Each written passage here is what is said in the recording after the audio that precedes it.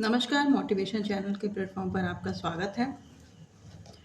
तो 69 बीपीएससी की तैयारी में हम जुटे हुए हैं। तो 30 सितंबर अर्थात 30 सितंबर को इसका एग्ज़ाम डिक्लेयर है।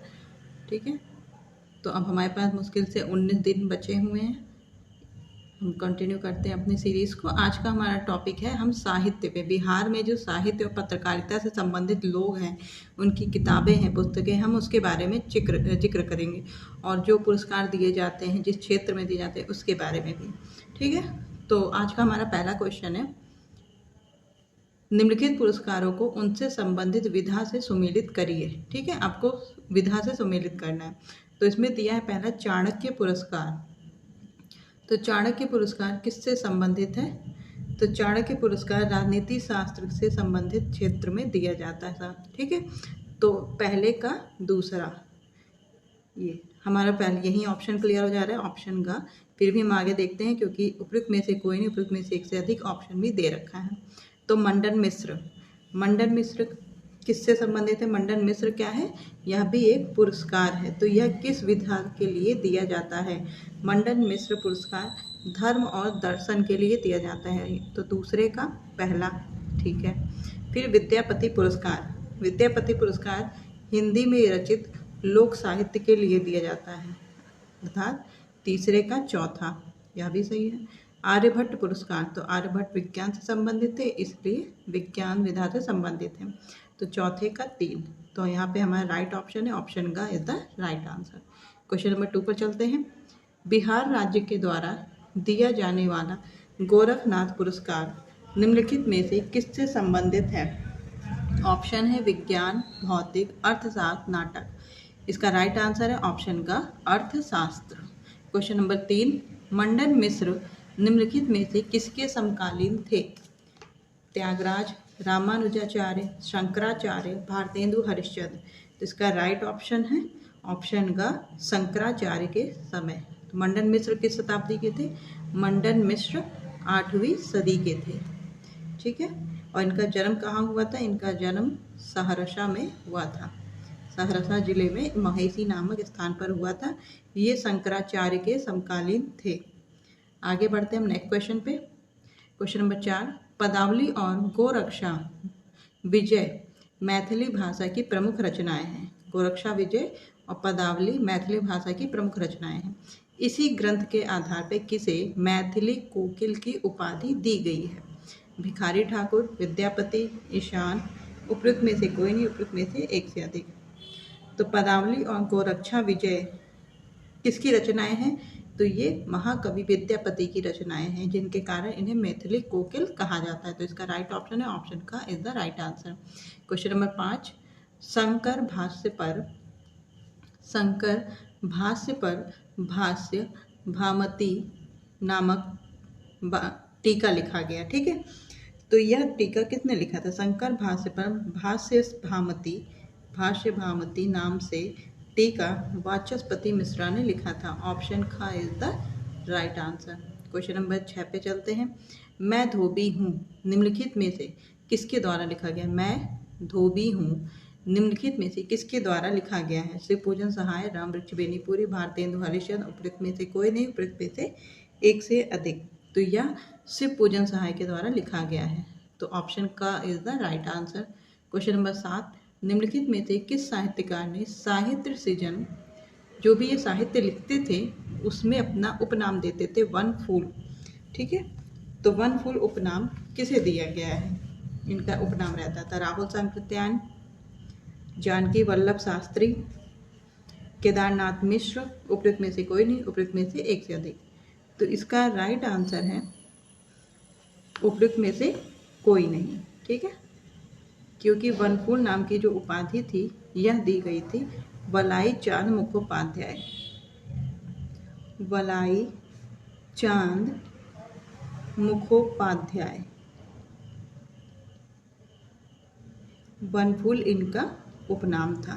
ऑप्शन का is the right answer. Question number 8 पे चलते हैं। ज्वाला सशस्त्र क्रांति गीतों का एक संग्रह है जिसे स्वतंत्रता आंदोलन के दौरान अंग्रेजी सरकार के द्वारा जब्त कर लिया गया था। तो इसे किसने लिखा है? केदारनाथ मिश्र, रामवृक्ष बेनीपुरी, गोपाल सिंह, उपयुक्त में से कोई नहीं, उपयुक्त में से एक से अधिक। तो ज्वाला जिसकी रचना 1929 में की गई थी, यह केदारनाथ मिश्र और प्रभात इनका उपनाम रहता था इनके साहित्य रचनाओं में, प्रभात।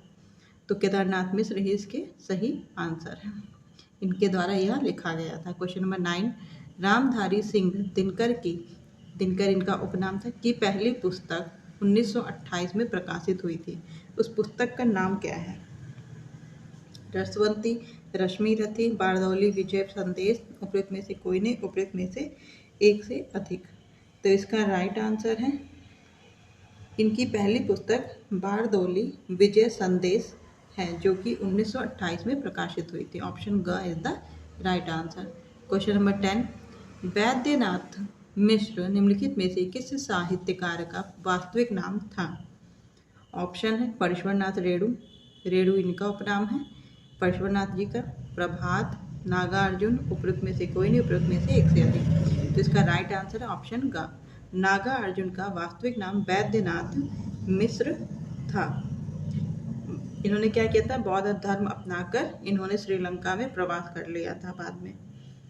आगे बढ़ते हैं हम क्वेश्चन नंबर 11 पे। निम्नलिखित में से कौन 3 बार राज्यसभा के सदस्य बनाए गए थे?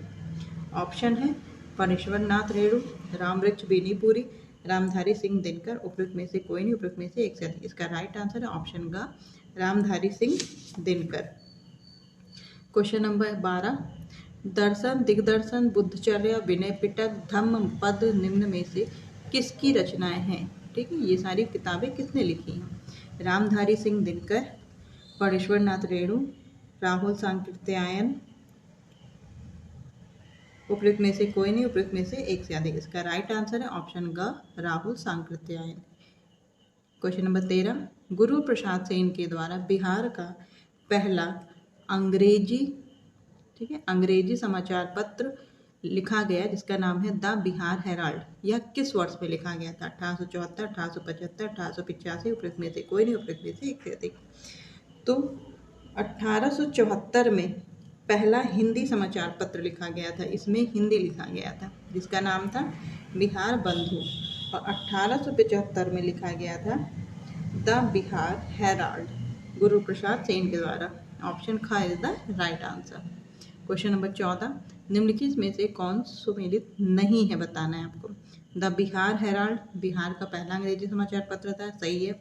बिहार बंधु बिहार का प्रथम हिंदी समाचार पत्र, यह भी सही है। नूरुल अनवार बिहार का प्रथम उर्दू समाचार पत्र, यह भी सही है। तो कौन सा सुमेलित नहीं है? उपयुक्त में से कोई नहीं, इसमें से सभी सुमेलित है और हमें नहीं बताना है। तो ऑप्शन घ इज द राइट आंसर, उपयुक्त में से कोई नहीं। क्वेश्चन नंबर 15, बिहार टाइम्स का प्रकाशन 1894 में निम्नलिखित में से किसने नहीं किया था? सच्चिदानंद सिन्हा, महेश नारायण, श्री कृष्ण सहाय, उपयुक्त में से कोई नहीं, उपयुक्त में से एक से अधिक। तो 1894 में सच्चिदानंद सिन्हा, महेश नारायण, नंद किशोर लाल और श्री कृष्ण सहाय ने, इन तीनों लोगों ने मिलकर पटना से बिहार टाइम्स का प्रकाशन शुरू किया था। तो इसमें पूछ रहा है किसने नहीं किया था, तो इन तीनों ने किया था, तो इसमें नहीं किया था, तो उपयुक्त में से कोई नहीं। ऑप्शन घ is the right answer. Question number 16, 1985 में द सर्चलाइट का प्रकाशन बंद करके इसके स्थान पर किसका पटना संस्करण शुरू किया गया? यानी कि द सर्चलाइट के स्थान पे किसका प्रकाशन शुरू किया गया था? Patna times, Bihar times, Hindustan times, उपयुक्त में से कोई नहीं, उपयुक्त में से एक से अधिक। तो हिंदुस्तान टाइम्स का प्रकाशन शुरू किया गया था द सर्चलाइट की जगह पे। तो ऑप्शन का is the right answer. Question number 17, Bihar से पहला हिंदी दैनिक समाचार पत्र, ठीक है, दैनिक, यहाँ पे आपको ध्यान देना है, 1880 में प्रकाशित होने वाला कौन सा था? आर्यावर्त, सर्वहितैषी, प्रदीप, उपयुक्त में से कोई नहीं, उपयुक्त में से एक से अधिक। इसका राइट आंसर है सर्वहितैषी, ऑप्शन ख। क्वेश्चन नंबर 18, स्वतंत्रता संग्राम के दिनों में उर्दू समाचार पत्रों में सबसे पुराना, ठीक है, सबसे पुराना जो अभी तक पटना से प्रकाशित हो रहा है वो कौन सा है उर्दू समाचार पत्र? सदा ए वतन, सदा ए आम, एतिहाद ए आम, उपयुक्त में से कोई नहीं, उपयुक्त में से एक से अधिक। तो इसका राइट आंसर है सदा ए आम, ऑप्शन ख। क्वेश्चन नंबर 19, राष्ट्र कवि रामधारी सिंह दिनकर को अपनी किस रचना के लिए 1972 में ज्ञानपीठ पुरस्कार से सम्मानित किया गया? ऑप्शन है रश्मि रथी, उर्वशी, मैला आंचल, उपयुक्त में से कोई नहीं, उपयुक्त में से एक से अधिक। रश्मि रथी और उर्वशी ये दोनों ही रामधारी सिंह दिनकर की रचनाएं हैं, बट मैला आंचल जो है ये फणीश्वर नाथ रेणु की रचनाएं हैं। ठीक है, तो ये तो यहाँ यहीं कट गया। अब हमें देखना है कि इन दोनों बुक में क्या वो ऑप्शन है जिसके लिए इन्हें ज्ञानपीठ पुरस्कार मिला गया था। तो उर्वशी ही वह रचना है जिसके लिए रामधारी सिंह दिनकर को इन्हें राष्ट्र कवि कहा गया है, इन्हें ज्ञानपीठ पुरस्कार मिला था 1972 में। ऑप्शन ख is the right answer. Question number 20, देववाणी और आख्याकम संस्कृत पत्रिकाएं क्रमशः किस जिले से प्रकाशित हुई थी? क्रमशः बताना है। मुंगेर और आरा, भागलपुर और रोहतास, गया और पटना, उपयुक्त में से कोई नहीं, उपयुक्त में से एक से अधिक। तो देववाणी और अख्यम ये दोनों ही संस्कृत पत्रिकाएं हैं, इनका प्रकाशन देववाणी का मुंगेर से और अख्यकम का आरा जिले से प्रकाशन हुआ था। ऑप्शन का is the right answer. Question number 21, दाएं भाग के जन्मदाता जीमूत वाहन को किन शासकों का संरक्षण प्राप्त हुआ था? ऑप्शन है मौर्य शासकों का, पाल शासकों का, गुप्त शासकों का। ठीक है, या उपयुक्त में से कोई नहीं, उपयुक्त में से एक से अधिक। तो इसका राइट आंसर है दाएं भाग के जन्मदाता जीमूत वाहन को पाल शासकों का संरक्षण प्राप्त हुआ था। ऑप्शन ख is the right answer. Question number 22, Sulaiman जो अरब यात्री था, व्यापारी था, जो इंडिया आया था, भारत में आया था, भारत की विजय के दौरान किस साम्राज्य को इसने रुहमा कहा था? मौर्य व्यापारी ने भारत की विजय के दौरान, विजय की नहीं है यहाँ पे, भारत की यात्रा के दौरान, ये व्यापारी था, यात्रा करने आया था, तो यात्रा के दौरान किस साम्राज्य को रुहमा बोला था? मौर्य, गुप्त, पाल, उपयुक्त में से कोई नहीं, उपयुक्त में से कोई में से एक से अधिक। तो इसका राइट आंसर है ऑप्शन का पाल साम्राज्य को। क्वेश्चन नंबर 23, किस शासक की छत्र छाया में विद्यापति ने अपने काव्य की रचना की थी? महेश ठाकुर, नरसिंह देव, शिव सिंह, उपयुक्त में से कोई नहीं, उपयुक्त में से एक से अधिक। तो इसका राइट आंसर है, इसका राइट आंसर है शिव सिंह। शिव सिंह के संरक्षण में की छत्र छाया में विद्यापति ने अपने काव्य की रचना की थी। आगे नेक्स्ट क्वेश्चन पे चलते हैं हम। क्वेश्चन नंबर 24, किसके द्वारा संस्थापित वंश को दरभंगा राजवंश के नाम से जाना जाता है? ठीक है, किस दरभंगा राजवंश जाना जाता है? शिव सिंह, राम सिंह, महेश ठाकुर, उपयुक्त में से कोई नहीं, उपयुक्त में से एक से अधिक। तो इसका राइट आंसर है दरभंगा राजवंश के नाम से जाना जाता है। तो इसका राइट आंसर आपका होगा महेश ठाकुर। नेक्स्ट क्वेश्चन पे चलते हैं हम। क्वेश्चन नंबर 25, पाल वंश के शासक रामपाल के शासनकाल में किसने 1097 ईस्वी में मिथिला कर्नाटक कुलभूषण की उपाधि धारण की थी? नानुक, नान्यदेव, देवपाल, उपयुक्त में से कोई नहीं, उपयुक्त में से एक से अधिक। इसका राइट आंसर है ऑप्शन ख नान्यदेव। क्वेश्चन नंबर 26, बिहार शरीफ अभिलेख के अनुसार सिकंदर लोदी ने 1495 से 1496 ईस्वी में हुसैन शाह को पराजित करके किसे बिहार में नियुक्त किया था? ऑप्शन है जलाल खान, बहार खान नुहानी, दरिया खान नुहानी, उपयुक्त में से कोई नहीं, उपयुक्त में से एक से अधिक। तो इसका राइट आंसर होगा बहार खान नुहानी, ऑप्शन ख। क्वेश्चन नंबर हम नेक्स्ट पे चलते हैं। सॉरी इसमें लिखा है बिहार में किसे नियुक्त किया था? अब बहार खान नुहानी नहीं, सॉरी क्षमा कीजिएगा, इसका राइट आंसर होगा दरिया खान नुहानी को बिहार में नियुक्त किया था, ऑप्शन ग। क्वेश्चन नंबर 27 पे चलते हैं। सुल्तान मोहम्मद शाह नुहानी ने इब्राहिम लोदी की सेना को किस युद्ध में पराजित किया था? ये युद्ध कौन सा था? मनिहारी का युद्ध, कनकपुरा युद्ध, पानीपत की प्रथम लड़ाई, उपयुक्त में से कोई नहीं, उपयुक्त में से एक से अधिक। सुल्तान मोहम्मद ने इब्राहिम लोदी की सेना को कनकपुरा के युद्ध में पराजित किया था, ऑप्शन ख is the right answer. Question number 28। Sher Shah Suri के नाम से प्रसिद्ध शेर खां ने जलाल खां के पलायित हो जाने के बाद किस नाम से उपाधि ली थी? हजरत आला, शेर शाह सूरी, बादशाह, उपयुक्त में से कोई नहीं, उपयुक्त में से एक से अधिक। तो इसने हजरत आला की उपाधि ली थी। Question number 29। भोजपुर नामक नगर की स्थापना किसने की थी? ऑप्शन है सहसबल, देवराज, भोजराज, उपयुक्त में से कोई नहीं, उपयुक्त में से एक से अधिक।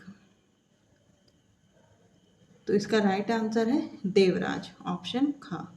देवराज ने सहसबल को 1324 में एक युद्ध किया था, किससे? देवराज का सहसबल से युद्ध हुआ था। इसमें क्या करता है, चेरो राज्य पर अधिकार कर लेता है और भोजपुर नामक नगर की स्थापना करता है। कौन करता है? देवराज। नेक्स्ट क्वेश्चन, और यह किस नाम से राज करता है? संतन सिंह के नाम से भोजपुर पर राज करता है। क्वेश्चन नंबर 30, आज का हमारा आखिरी सवाल। जगदीशपुर के मेले को शुरू करने का श्रेय किसे प्राप्त है? ऑप्शन है महेश ठाकुर, फूलचंद, प्रताप राय, उपयुक्त में से कोई नहीं, उपयुक्त में से एक से अधिक। तो इसका राइट आंसर होगा फूलचंद, ऑप्शन ख। तो आज के डिस्कशन में बस इतना ही, मिलते हैं हम अपने नेक्स्ट वीडियो में नए क्वेश्चंस के साथ। Thanks for watching, keep revising, good night, bye bye, नमस्कार।